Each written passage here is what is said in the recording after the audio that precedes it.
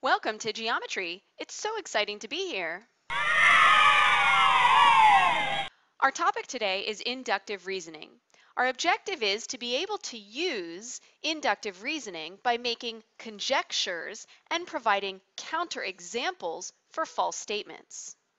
Firstly, there's two types of reasoning, inductive reasoning and deductive reasoning. Inductive reasoning is the process of drawing conclusions from a limited set of observations.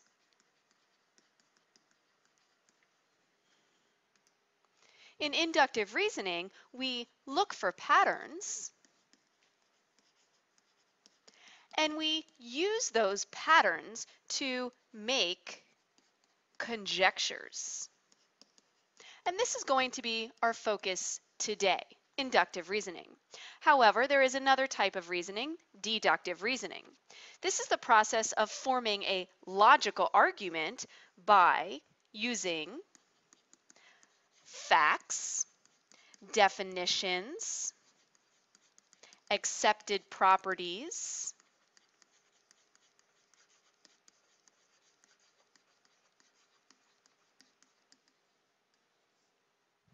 and also by using the laws of logic. We'll focus on that more another time. Let's take a look at these two examples. Let's identify the type of reasoning used in each argument. Number one, Julie notices that the floor in each of her 8 classrooms at school has square tiling. She concludes that all of the floors in the school have square tiling. So first of all, let's look at that. Julie notices something. She makes an observation. And she only makes this observation in each of her 8 classrooms at school. Her conclusion is about all of the floors in the school having square tiling, but she's only been to 8 of them.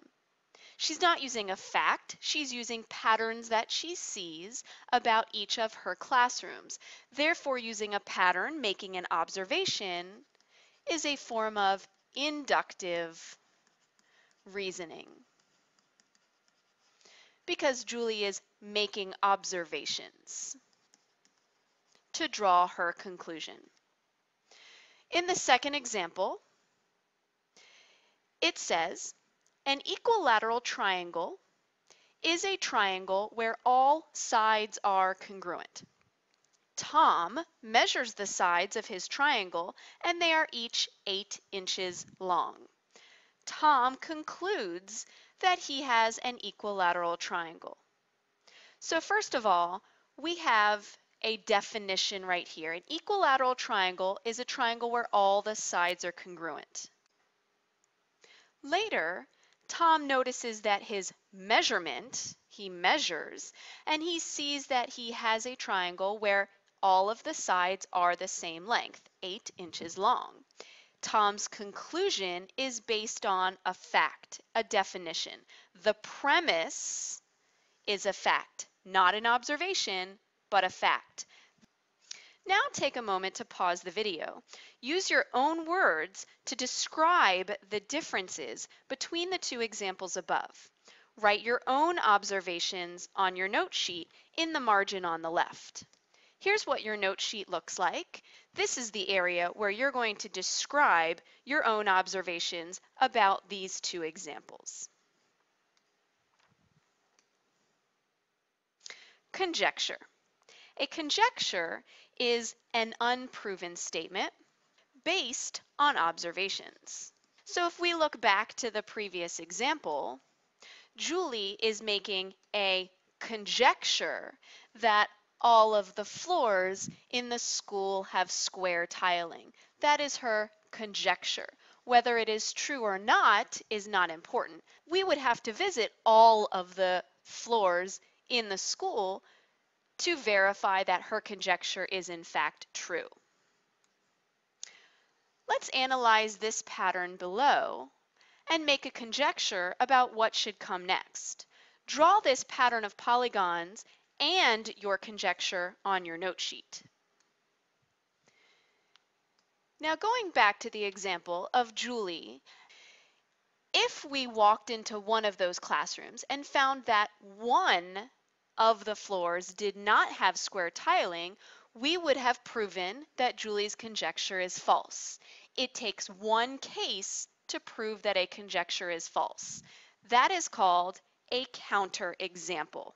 A counterexample is a specific case. It only has to be one for which the conjecture is false. Let's take a look at this example. After studying the figures below and making observations of the right angles formed, one might make the conjecture that all bisectors of a segment make a right angle with the segment. So what that's saying is I'm looking at this segment bisecting or cutting in half this segment, and it looks like it's a right angle. Same thing with this segment being bisected or cut in half by this segment. It looks like it's making a right angle. Same thing with this last one. It looks like it's making a right angle. So from these three diagrams, I might make the conjecture that all bisectors make a right angle with the segment. However, I can make one counterexample. Here is a segment bisecting, cutting the black segment in half, yet it's not at a right angle. This is a very acute angle, or looking at the other side, an obtuse angle. I could make another counterexample, even though I only need one. Here's another bisector, making an obtuse angle. And finally, a third counterexample, even though only one is needed. And here I've proven with just one counterexample that it is not true that all bisectors of a segment make a right angle with the segment. Let's try a few more examples. Show that the conjecture is false by writing a counterexample. Number 3, all triangles are equilateral. Remember earlier we said equilateral means all the sides of the triangle are congruent. However, a scalene triangle has no congruent sides. So I will use this as my counterexample. A specific triangle, a scalene triangle, has no congruent sides.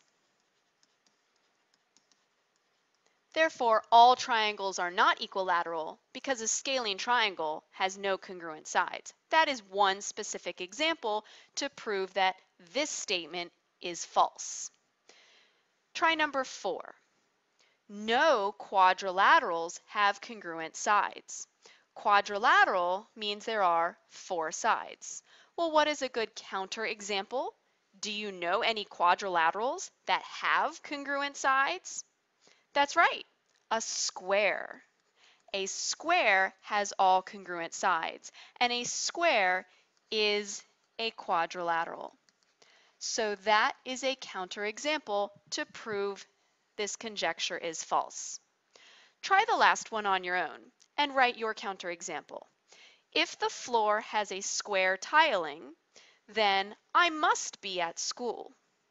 Do you know of any floors that have square tiling that aren't at school? Write your counterexample here. Now look around the room you're in currently. What patterns do you see? Describe them on your note sheet. Pause the video, come back when you're done. Finally, let's summarize. Compare and contrast. In the section at the bottom of your note sheet, describe the differences and similarities between inductive and deductive reasoning. It was great having you.